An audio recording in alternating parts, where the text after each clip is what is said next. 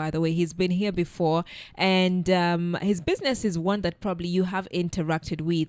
None other than Andrew Sikwe. He is a managing partner, Royalty Vacation Homes Limited. Andrew, good morning. Good morning to you. How are you? I'm good. How are you doing? I'm great. Thank you. Karibu sana. Yes. Yes. Let me just. You look good. Thank you. Thank you. That's such a nice suit. Right? Yeah. I noticed it, and then Wekesa said it. Really? I'm humbled. Okay. Yes, Andrew. The last time we were here, we spoke about your business, Sure. right? Getting into this space where you're making people have an interesting vacation, right? Or holiday, right? And also we spoke about how building the local tourist sector and making it affordable for the local tourists as well. Where are we right now with Royalty Vacation? I mean, it's been a great journey so far. Yeah. I mean, this being our fifth year in business. Yes. And I mean, we've seen the tourism sector, grow in leaps and bounds, especially post-COVID. Yeah. And our business has been pushed mostly due to the post-COVID environment. Yes. Where people are looking at getting alternative accommodation to the traditional hotels. And I think to a large extent, it's been a big factor in our growth. And now with also the growth of infrastructure around, Mombasa as a destination and the neighborhoods. So I think it's a good time to be around, and it's a good time to be doing this. Yeah. Yes. What does Royalty Vacation mean for the uninitiated? Now you're looking for accommodation Yes. when you're on a Kenyan holiday. Some of our top travel destinations, Mombasa, Watamu, Malindi, Diani, name it, we have it. So we tend to focus on a portfolio, or rather properties that meet the international travel standards.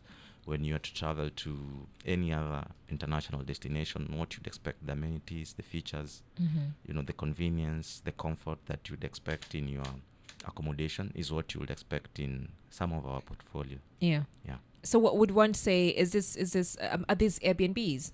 Yes, Airbnbs. Okay. Airbnb is more of a brand term, but I mean vacation rentals is the term to refer to the kind of facilities that we do offer. Okay, so we call it vacation rentals. Yes. Yeah. Yeah. And how is it with since we're also pushing local tourism, right? Sure. How is it with especially how is the reception with us, Huku?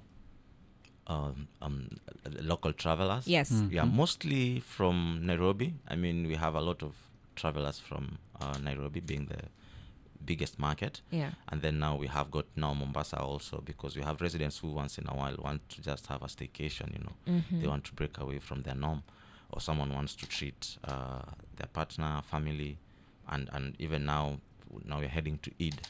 You get some families who just want to, just take a holiday stay to experience and to just experience everything that we have.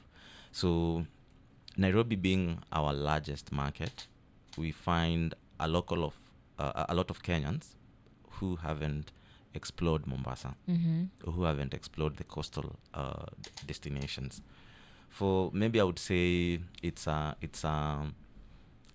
perception that travel is expensive, But looking at the kind of facilities we offer, they really tend to offer value in the sense if you are a family or a group, or you are traveling in numbers, it will give you a bargain as compared to if you were to go for traditional hotels, which may seem expensive. Yeah.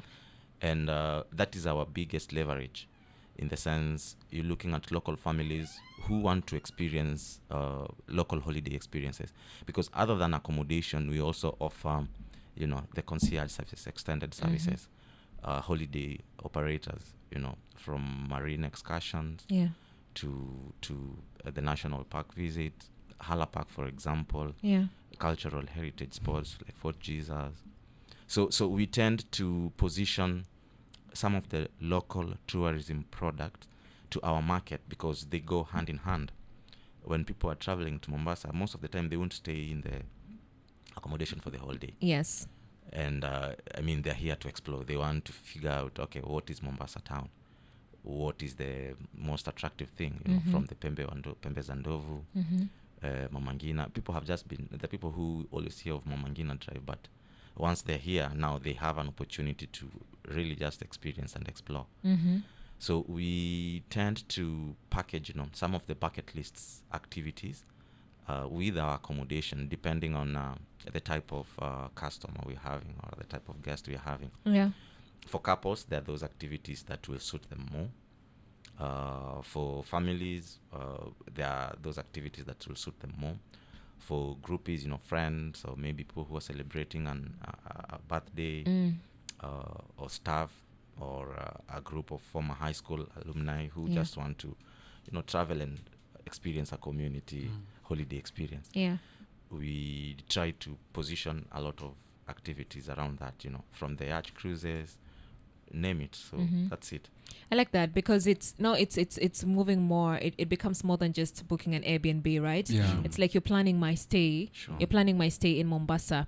How did we get from, because I see a lot of people venture into the Airbnb business. And now you've said we're calling it vacation rentals, right? Vacation rentals, meaning it's becoming a franchise, Nimingi, right? How do you get from one unit to now building something that's so big? Okay, I mean, it was more of a revelation, you know. Yeah. At the time, now when COVID hit, we, in our mind, we knew we would just have one Airbnb and babysit it, and that would be enough. That would be it. Now, when COVID hit, we experienced a real shortage of traffic, from the flights being down and limitation of movement, cessation of movement. We had to figure out how to maneuver and how to go about things. Yeah. Now, we thought of, okay, how about we also onboard other people's listings who would be open to marketing services, you know. And little by little, considering now the Airbnb platform, before initially we just started with the Airbnb platform, you know. But now, due to the when COVID hit, there were cancellations. The platform wasn't as convenient as we expected. So we had to innovate now. We started now our listing platform, you know, as just a normal website platform. We started onboarding other people, getting neighbors who are looking for more guest traffic. And now from time to time you get a new contact, and then from there now we started having referrals, you know. Some hosts who would want to also enlist their properties and onboard them to our listings.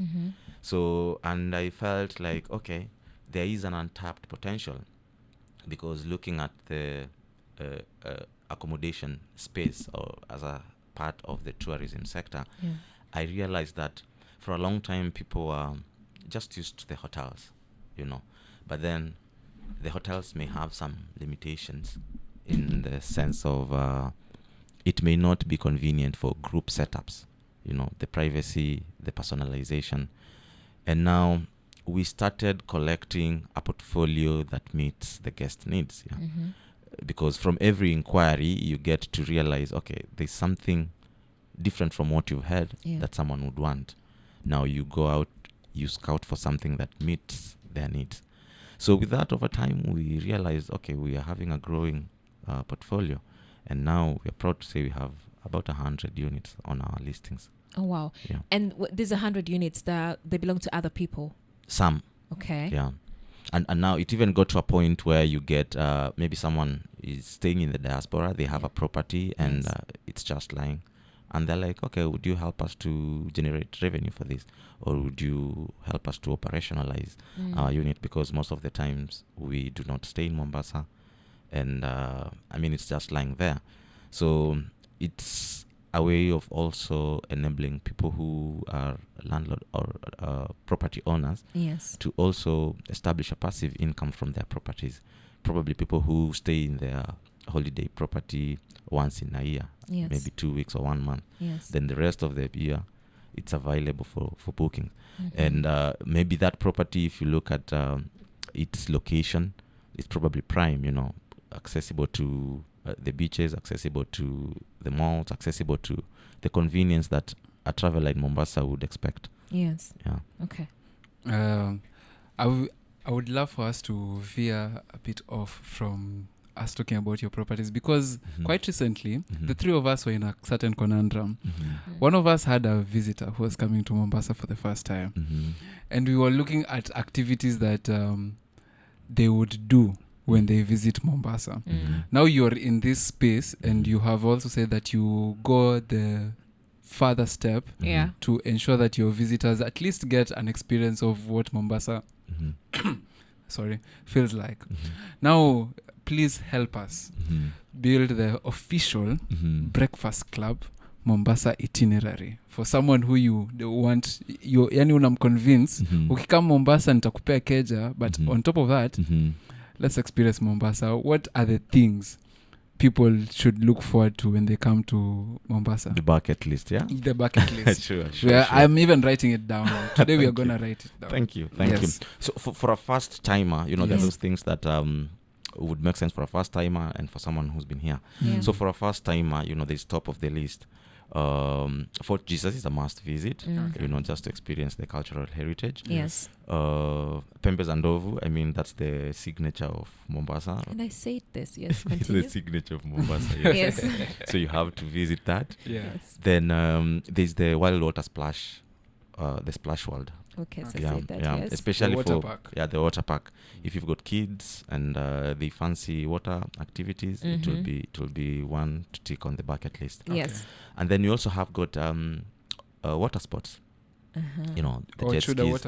Chuda water sports. Probably not just to the water sports, but Just say in water general. sports. water sports in general. Okay. Yes. So depending on someone's convenience, depending on where they stay, Yeah. they would either opt for Chuda water sports or they would opt for Jumeirah Beach. yeah. Or even Bamburi, we also have a water sports at Travelers, just along Pirates Beach. So I think those ones would be top on someone's bucket list. Those Yes. are four. Ngoja before uongeze hii water sport nini nasema water sport ya Jumeirah Chuda water. Break it down from Kazi. In For a local. Okay. So Because mimi nafikiria kuogelea. so water sports, there are different watercrafts. Yes.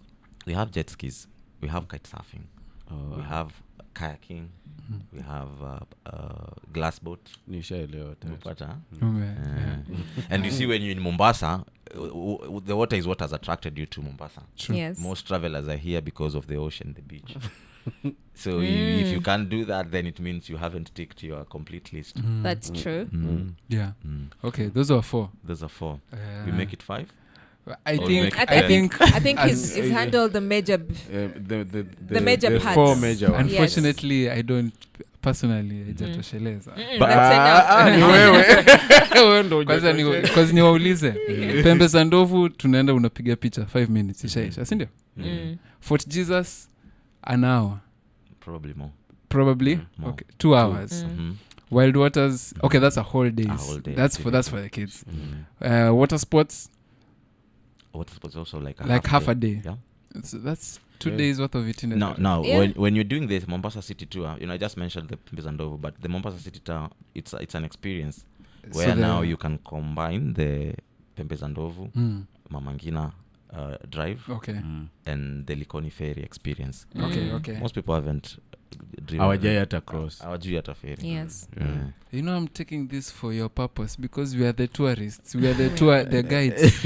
We are the No, but I local know guides. all the spaces he's talked about. Yes, I've visited all the spaces. So this was more for a first timer.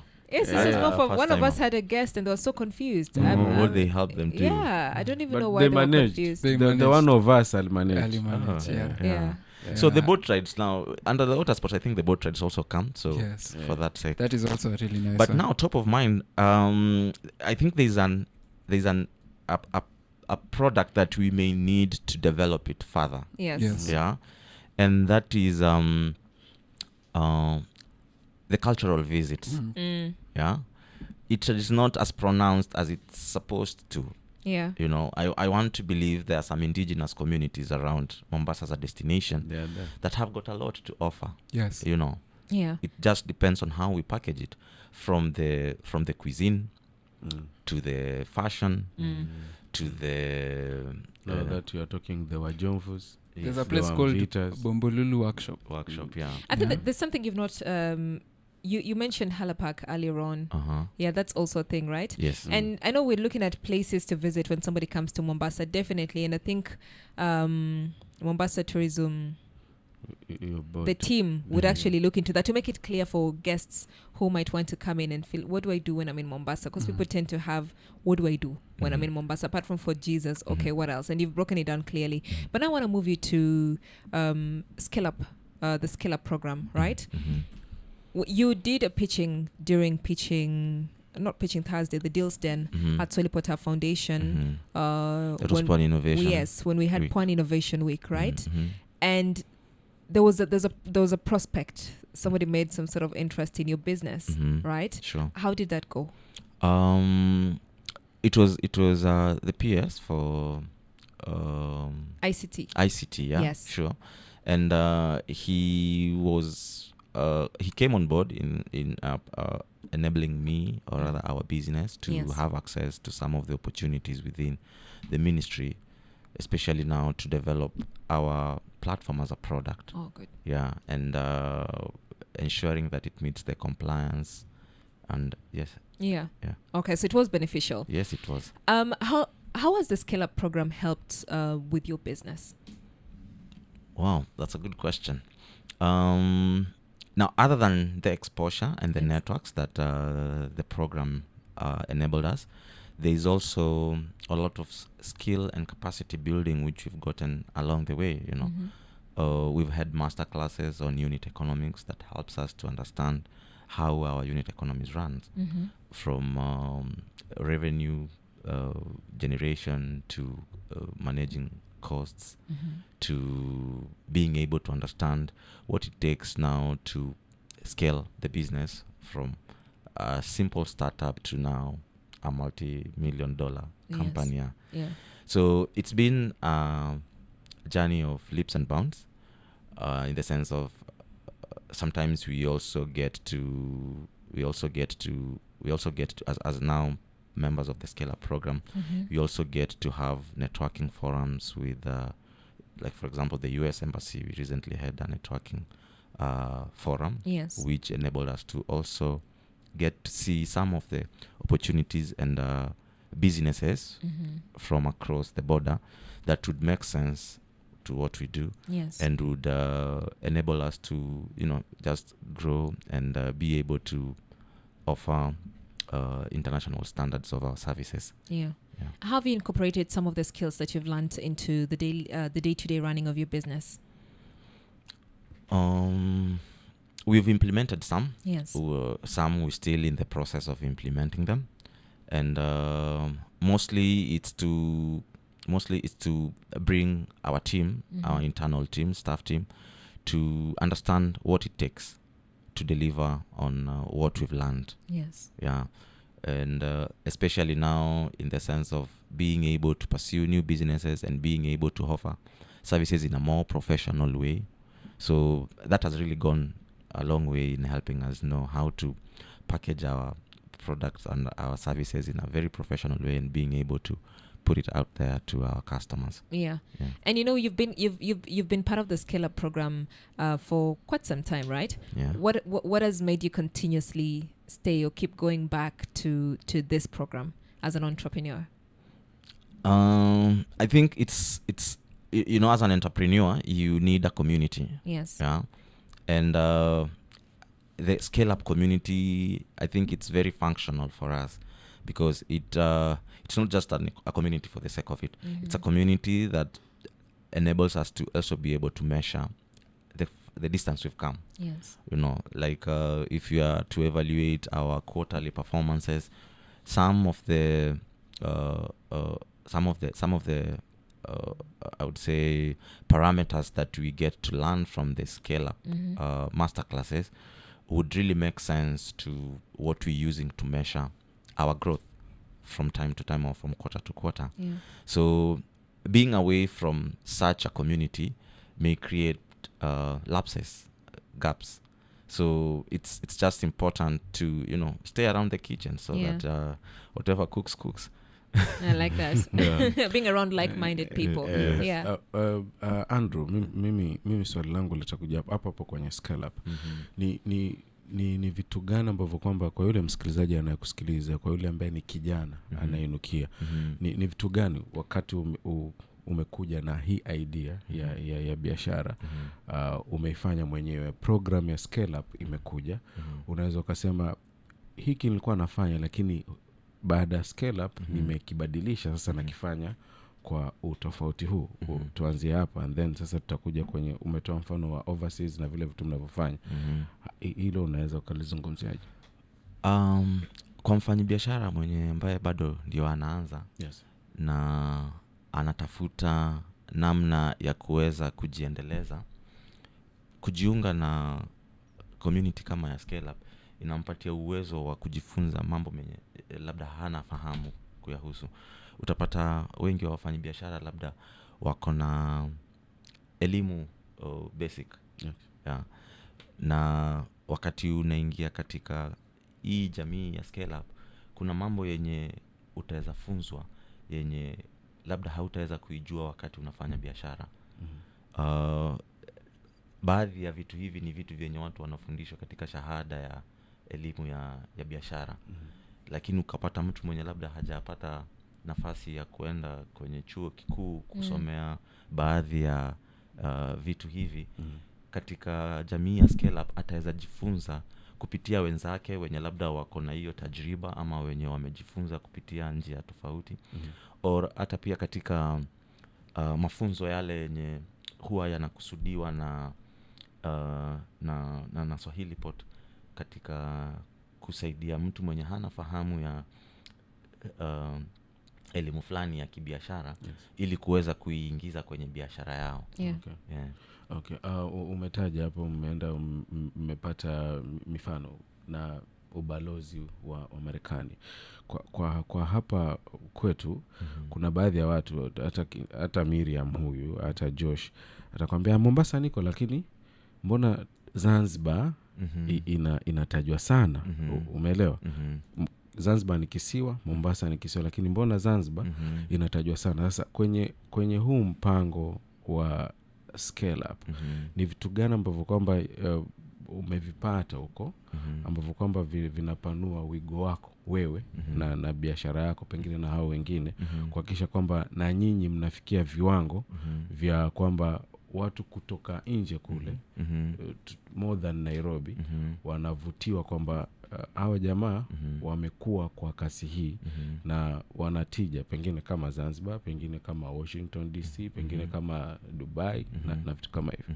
Yeah. So katika scale up tumepata nafasi ya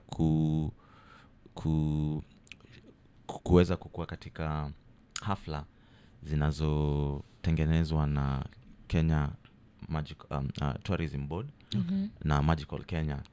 Na hiyo taasisi ya Kenya Tourism Board inacheza nafasi kubwa sana kuweza kuuza Kenya kama destination kule nje. Na wakati tuko katika hizo mikutano na hao watu, tunaweza kueleza hali jinsi ilivyo, na tunaweza kuelezana jinsi ya tunaweza boresha sekta hii ya utalii. Kwa sababu wao peke yao, bila kujua sisi wafanyi biashara jinsi tunavyo tangamana na wateja, hawawezi jua ni nini haswa inafaa ikuzwe zaidi. Lakini wakati tunapata nafasi hii ya kufanya hii mkutano, na ninashukuru sana Swahili Pot kwa sababu kuna wakati tumeenda hizi hafla za Magical Kenya, wakati wanafanya their annual Magical Kenya conference. Yes, yes. Inatupatia nafasi pia ya kuweza kujifunza jinsi mpya watu wanavyotalii kupitia the breakout sessions zenye zinapeana kwa kina ufahamu wa sehemu tofauti za kitalii, from sustainable tourism to that kind of thing. Yeah. Okay. Yeah. Amazing. I can tell a visible difference actually from the first time I met you to today. So I mean, I think Scale Up is doing a really amazing job. Scale Up, I believe Scale Up has enabled you to envision a new path or a more defined path for your business. So what does the future look like for you and your venture? We're looking at expanding further. We currently, our focus is the Kenyan destinations. Yes. Because we feel there's a lot to sell that hasn't been sold yet. Okay. Yeah. But in the bigger picture, tungependa pia, we also move to other East African destinations, which also, sell the experiences that we want to sell, give the exposure that we want to have. Yeah. And I believe by being a member of Scale Up, as our business grows, we also get to learn how to go about, the expansion, how to put in place structures that enable us to be able to serve more better. Yes. All right. Thank you so much, Andrew. It's such an honor having you here again. Thank you. And consistently, we're seeing an element of growth with your business. When you're nataka kuangalia social media, how do they get a hold of you so that they may also just go and book, through Royalty Vacations? Sure. So, kwanza mention our website. Yes. Is www.royaltyhomeskenya.com. Then Instagram unaweza tupata at Royalty Homes KE. Facebook, you can also find us at Royalty Homes KE. Instagram, Twitter, also our user account is at Royalty Homes KE.